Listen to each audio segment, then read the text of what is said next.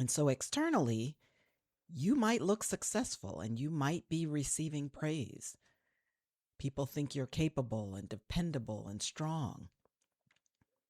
But what if on the inside you actually feel exhausted or emotionally numb or lonely or disconnected from yourself and your dreams or overwhelmed or even constantly on edge? Welcome to the Bounce Back Black Woman podcast. I'm Dell, coach, author, mom, and your sister along this journey of healing, growth, resilience, and living more intentionally. As Black women, we know all too well that life can break our hearts in more ways than one. But here in this space, we heal, grow, rebuild, and bounce back together. Because it's not just you. It's not just me. It's us. Hey there, my friend, and welcome back to Bounce Back Black Woman. Today I want to talk about something that many women, especially strong Black women, silently experience, but we don't always have the language for, and that is survival mode. And specifically what happens when strength quietly becomes imbalance. Because many women become highly functional when emotionally exhausted. We keep moving, we keep grinding, we keep producing, caregiving, we keep handling business, and we keep showing up. And eventually, everybody around us begins to call us strong. But honestly, sometimes what people are calling strength is actually emotional survival mode. And trust me, there is a difference. So today I want to talk honestly about the difference between resilience and constantly operating in emotional survival mode. One of the complicated things about survival mode and operating from inside of it is that society often rewards it because people praise productivity. People praise reliability and emotional endurance and being a caregiver, independence and strength, and the ability to simply handle everything. And so externally, you might look successful and you might be receiving praise. People think you're capable and dependable and strong.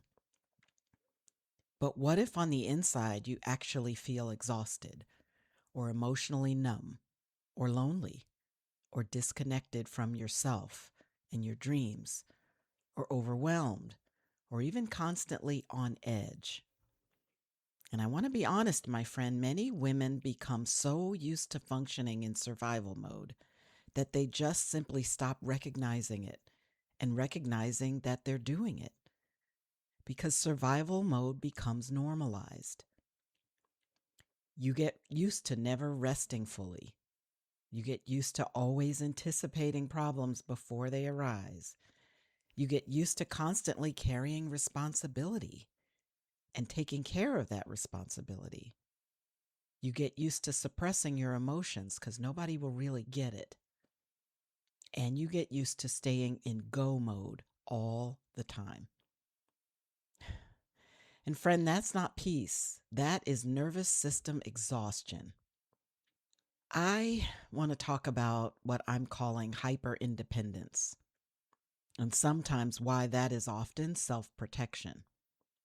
So when we talk honestly about it, we have to start with the fact that many women wear independence like a badge of honor, but underneath it is often pain. Because sometimes hyper independence develops because people disappointed you, or support was inconsistent when you needed it to be consistent. Trust was broken, and that hurt you deeply. Grief changed you, and you felt like you'd never be the same again. Or maybe life taught you early on that depending on people was just unsafe. And so eventually you learn, I'll just handle it myself. I'll do it on my own. I don't need anyone else. And honestly, that mindset can absolutely help us survive difficult seasons. It's just not meant to be an everyday perspective, because at some point, survival strategies can become emotional prisons. Because when strength becomes armor all the time, it becomes difficult for us to understand and give ourselves rest. It becomes difficult to receive help from others. It can be difficult for us to be vulnerable or even feel emotionally safe. And my friends, sometimes what looks like strength is actually fear wearing armor around it. And that is real. I know I've felt that. I've been there. And so I want to be clear. Resilience is beautiful. Resilience matters. It matters so much that I created this podcast around it, because resilience is what helps us bounce back. But resilience should not require our own self-neglect. See, there's a difference between resilience and emotional suppression. And many women confuse the two, because survival mode says just keep pushing. But healing eventually asks us, what is it that you actually need? And sometimes the answer is rest, or support, or honesty, or boundaries, or softness, or stillness, or therapy, or coaching, or community, or just simply permission to stop carrying everything by yourself. And honestly, that can feel terrifying for women who are used to surviving by over-functioning. And here is what might just be the most important part of this whole message. Healing is not just about surviving. Healing is about learning how to live again, not just function, not just endure, not just accept and carry everything, but how to actually live, which means reconnecting with joy and softness and laughter and peace and connection, creativity, rest, emotional safety, and support. Because, my friend, you deserve more than just simply surviving. And honestly, sometimes the strongest thing a woman can do is stop pretending she's okay when she's emotionally exhausted. Because that kind of honesty takes courage too. So I've got some reflection questions for you that I want you to take to your journal, because what will arise when you write might be very different than what arises when you talk. So here they are. Number 1, are you resilient, or are you simply stuck in survival mode? Number 2, what emotions have you suppressed in order to just keep functioning? Number 3, what are you carrying too much alone? Number 4, what would it look like to allow some support into your life?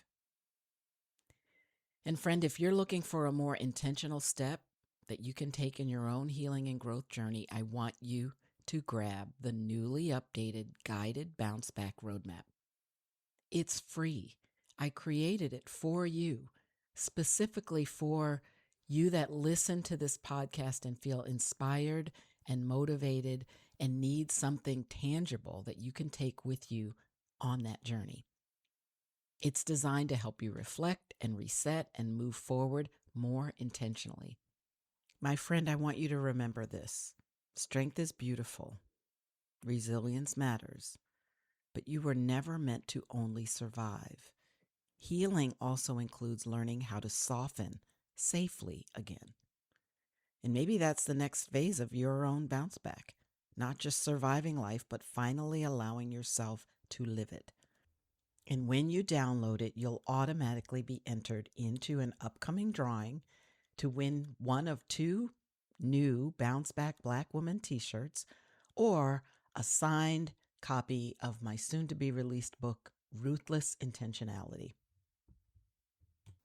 I do want to mention that I'm also quietly working behind the scenes on some exciting updates to the website, bouncebackblackwoman.com, and the whole brand experience.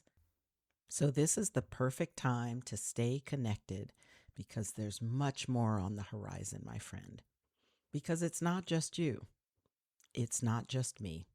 It's us. Well, that's it for today, my friend. I really hope this episode inspired, encouraged, or just plain comforted you. If so, please share it with a friend who might be struggling in her own healing journey.